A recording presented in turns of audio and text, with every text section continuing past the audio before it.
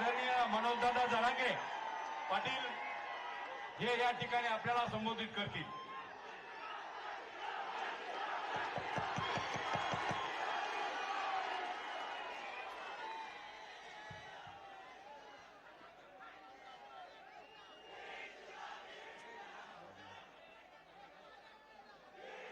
आपल्या स्वर्गीय संतोष भैया देशमुख यांच्या चरणी प्रथम विनम्र अभिवादन करतो. याच्यानंतर राजे बोलणार आहेत. एकानं सुद्धा जागा सोडायची नाही, कारण त्यांनी उलट केलं. ते म्हणले आधी राजे बोलणार मग मी बोलणार. बाबा, मी राजगादीचा सन्मान करतो ना, मी आधी कसं बोलणार, नंतर कसं बोलणार राजेची. मी जास्तीच बोलणार नाही.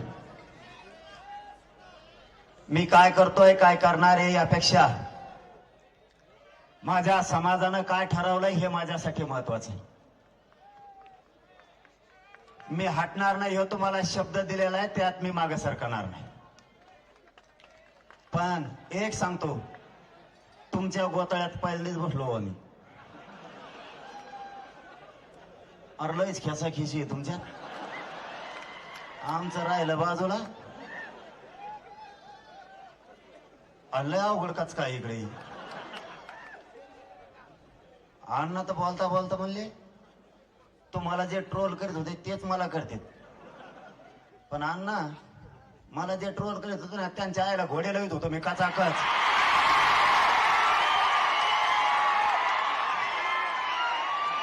मी म्युझिक फिजिक नसतो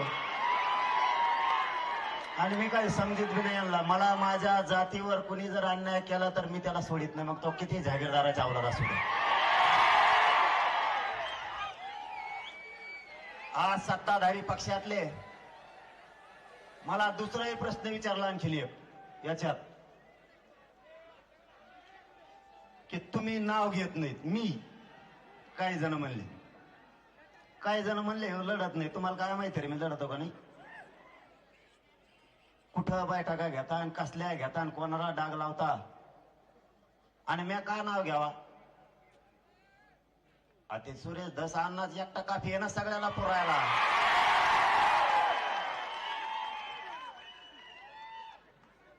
मराठ्यांना एक जाहीरपणानं सांगतो, एवढंच बोलणार आहे मी, याच्या पुढचं बोलणार.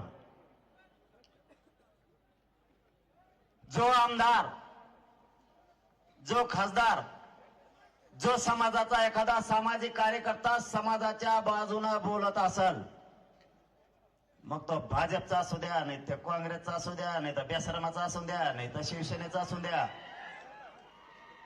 त्याच्या बाजूनं ठामपणानं इथून पुढच्या काळात जातीच्या सगळ्या लोकांनी त्याच्या बाजूने उभा राहायचं. मग तो कोणाचा असू द्या. आपलं वैयक्तिक जर काही असेल तर ते नंतर बघू. प्रकाश दादा सुद्धा बोलले का नाही. संदीप भैया बोलले, परत ते विजय पंडित ते बोलले. आज गैरहजर आहेत का नो, पण समजा बोलले ना, पण बोलले ना हे सांगतोय मी. खासदार बोलले, मग पक्षाचं कोणत्या पण असू द्या, मी जाहीरपणानं सांगतो तुम्हाला, त्याच्या पाठीशी समाजाच्या लोकांना उभं राहायचं शिका. जोपर्यंत ते आपल्या बाजूने बोलतात तोवर आपण त्याच्या बाजूने. आपल्या सोडून पक्षाचा वडा लागला देते ढकलून. समाजाच्या बाजूने बोलतोय तोपर्यंत समाजाने ठाम त्याच्या पाठीशी उभं राहायचं. आता सत्ताधारी पक्षाचे आमदार होते, मला वाटतं पवार साहेब होते बहुतेक. इथे कागद फक्त बाजूला ठरे. मग ऐकलं पाहिजे तुम्ही काय चाललंय काय नाही. लय घ्या पांगण बरं का. मग काय थोबाड सुटलं कोंकड सुटत असते.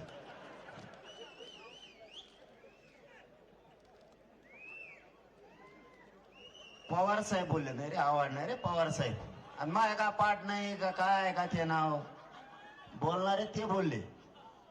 ते असं म्हणले आरोपी अटक होस तर माग सरकारणार नाहीत. सरकार तुमचं माग कुठं सरकार. सरकार तुमचं सगळं लफडं तुमचं. ते आता नवीन एसपी आलं ते तर कच लोकल धरते म्हणून बरं आहे. आयला लयत नाही भर लागलं दिसत टंगरीला धरून ओढीत कच आणताय सगळे इकडे. माझी एक विनंती आहे आजच्या दिवशी, त्याच्यामुळे मी जास्त बोलणार नाही म्हणतो. सत्ताधारी पक्षाचे पण ईद आहेत, विरोधीचे पण ईद आहेत, राजे साक्षीला हे सुद्धा सत्ताधारी पक्षाचे पाटील साहेब सुद्धा लयच मोठे हो. तुम्ही एक काम करा, तुम्हीच मुख्यमंत्र्याकडे जा, त्यांना म्हणा हे लोक जेवढे जेवढे यादीवर नाव आहेत ते पुऱ्यामध्ये टाका. टेन्शनच मिटलं राव, कशाला मोर्चा काढायचे? मोर्चाच कशाला काढायचे? विरोधी पक्ष बी जा आणि सत्ताधारी पण जा. या बीडच्या मोर्चाच्या वतीनं तुमच्या खांद्यावरती जबाबदारी, जेवढे आमदार गोळा करा तेवढे करा, विरोधी पक्षाचे सत्ताधाऱ्याचे, आणि मुख्यमंत्री साहेबाकडे जाऊन बसा आणि त्यांना सांगा जेवढे नावं घेतले ते सगळे अटक करा. त्यांच्या मागचे हाका काय म्हणतात ती वेगळंच, ती धरा. हाकी नसली ती धरा, कोण काय असेल ते धरा. आणि जाऊन दे 7.5 एकदाची मध्ये आला ताण. आम्ही पठ्ठे तुमच्या माग आहे, तुम्हाला धक्का सुद्धा लागून देत नाही. संतोष भैयाच्या त्या लेकीच्या चेहऱ्याकडे बघा. इथं भाषणे ठोकायला नाही आलो आपण. त्या लेकराला दारात बाप दिसत नाही. त्या लेकरांनी बापाचं छत्र हरवलंय. तिला जर दुःख आलं तर तिच्या पाठीवरून कोणी हात फिरायचा? तिच्या तोंडावरून हात फिरवणारा सोन्यासारखा बाप गेला. तुमचे आमचे भाषण होत राहतील. तुम्हाला या कुटुंबाच्या पाठीशी राज्यातून उभं राहावं लागेल आणि राज्यभर हे लोन आंदोलनाचं पसरलं पाहिजे. प्रत्येक जिल्ह्यात तयारी करा. आपण आपल्या जिल्ह्यात सुरू, माग सरकायचा नाही कोणी. आणखीन एक सल्ला, धाडशी बना. हे आणखीन हल्ले करू शकते. आता वाट बघायची. कुणी आपल्यावर हल्ला केला की उत्तर जशाला तसं जाता इथून पुढे सुट्टी नाही. आता जशाला तस, आता जशाला तसं. हे किती दिवस धरत्यात बघू, पकडी देत का नाहीत बघू. अरे आपण मराठे पाणीच पाजायचं, यांना सोडायचं नाही. आता यांना आता पाणी पाजायचं. आणि एकदा यावेळेस पट्ट्या बोलतो ना करीत असतो, तुम्हाला माहिती आहे मग आपला काचका कसा आहे, जे बोलतो ना मग ते आपण करत असतो. आणि आज जबाबदारी तुमच्या खांद्यावर दिली म्हणून मी बोललो नाही. हात जोडून सांगतो तुम्हाला सगळ्यांना, मुख्यमंत्र्याकडे जा, त्यांना सांगा हे उचलून टाका. कोण कोण येत ना हे धरा. हे सापडणं काय मोठी गोष्ट नाही. एकही शब्द मुख्यमंत्र्याला बोलणार नाही. जनतेसमोर संवाद आहे. जर नाही धरलं मी कचाकच घोडे लावून बरं का. तुमच्या पायाला हात लावून सांगतो, हे लेकराचं तोंड नाही बघू शकत तुम्ही. तुमचा नेता आमचा दुश्मन नाही आणि विरोधी पक्ष हे काय सासरे नाहीत आमचे. आमचं लेकरू गेलं, आमच्या आईच्या कंपाळाचं कुंकू पुसलंय. त्या लेकराचं तोंड सुद्धा बघू वाटत नाही. कोणचाही मराठ्याचा नेता, ओबीसीचा नेता जर मराठ्यांच्या बाजूने उठला तर मराठ्यांनी त्याची पाठराखण करून, संरक्षण करून त्याच्या पाठीशी खंबीर उभा राहायचं. उपकार विसरायचे नाही. पण पुढच्या काळात सावध राहा. आरोपी सापडणं काय लय मोठी गोष्ट नाही. अरे आमची तर अशी फजिती गेली. आमचे फुलं टाकणारे लोकांवर सुद्धा गुन्हे दाखल केले. आमचा एक पोरग मुंबईत 8 महिने होत. काय केलं तर कमेंट टाकली. कमेंट बोलला असेल काही, आणि तुम्हाला खून केलेले आरोपी सापडत नाहीत. ही किती मोठी गोष्ट आहे. ही किती मोठी गोष्ट आहे. साधे 160चे पोरं सुद्धा, 107 म्हणजे सहज विषय, 154च्या नोटीसवाले सुद्धा नेऊन बसवले. तुम्हाला आरोपी सापडत नाही. सरकार आलंय, सरकार गोरगरिबाला न्याय देणार का नाही? संतोष भायाचा हत्या झाली, परभणीचं प्रकरण झालं, राजगुरुनगरला झालंय, त्याच्यानंतर उरणमध्ये झालंय, काल धाराशिव मध्ये झालंय, आंबड मध्ये एका मुलीला फाशी घ्यावा लागली, तरीही ते रॅकेट पकडलं जात नाहीये. परवा रात्री पुन्हा एका मुलीला छेडछाड करून तिथं त्या आरोपीला जाऊन सांगितलं, मला सत्तेचं पाठबळ आहे, मला कोणी अटक करू शकत नाही, मी या पोरीला घरात घुसून उचलून नेणार, असा आरोपी म्हणतोय. मग जर हे मुख्यमंत्र्यांच्या हातात सत्ता येऊन, अधिकार येऊन जर मराठ्यांना न्याय मिळत नसला आणि तुम्ही जातीयवादी मंत्री जर पोचणार असलात तर आम्हाला दंडुके हातात घ्यावा लागणार आहे.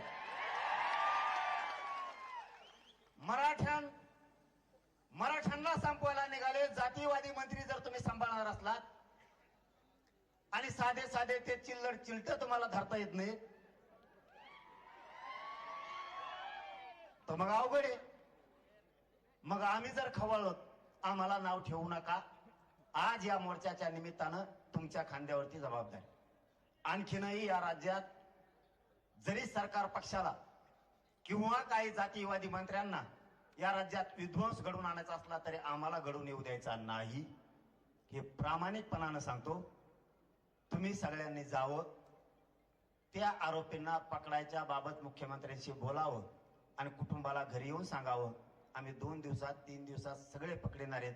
आणि जर ज्या नेत्यानं, मंत्र्यानं, आमदारांना त्यांना पळून लावलंय त्याचंही कुटुंब उठून आत टाका, म्हणजे दुसऱ्या दिवशी सकाळी तो पळून गेलेला घरी, त्यालाही मध्ये जाऊ द्या. काय त्याची परवानगी, अटक करायची परवानगी फक्त राज्यपालची तर लागते. विरोधी पक्षाला अटक करायचं असलं तर राज्यपालाची परवानगी लागते, एखाद्या मंत्र्याला अटक करायचं असलं तर राज्यपालाची परवानगी लागते. राज्यपाल तुमचाच आहे, त्या बिचाराला काही काम नाही, तेवढं काम तरी होईल. एका झटक्यात तुमचं बी आडायचं कमी होऊन जाईल. तुमचा लय झपका वेगळाच आहे बाबू. ते टीव्हीवर बघलं का तुतारा झाले म्हणतात लोक, मग ते म्हणतात मी समाजाच्या बाजूच्या माणसाच्या बाजूने मी आणि समाज कायम राहणार, मग तो कोणी पण असो,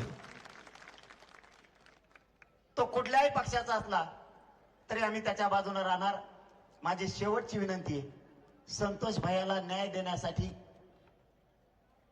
तातडीनं सगळ्याला उचलायचा सांगा, नसता हे राज्यभर लोन जाणार आहे. आणि कोणाचा बापाला 2 मंत्री नाही 50 बी केले ना, कसलीच जागीरदाराची आवाज आली तरी हे मनोज जरांगे मॅटर दाबून घेत नसतो, तरी पण येऊ दे. माझी सगळ्यांना विनंती आहे, आपण या संतोष भैयाला न्याय मिळेपर्यंत बीड जिल्ह्यातल्या एकाही जनतेनं मागं सरकायचं नाही. बघू, आता त्यांच्यावरती जबाबदारी टाकली.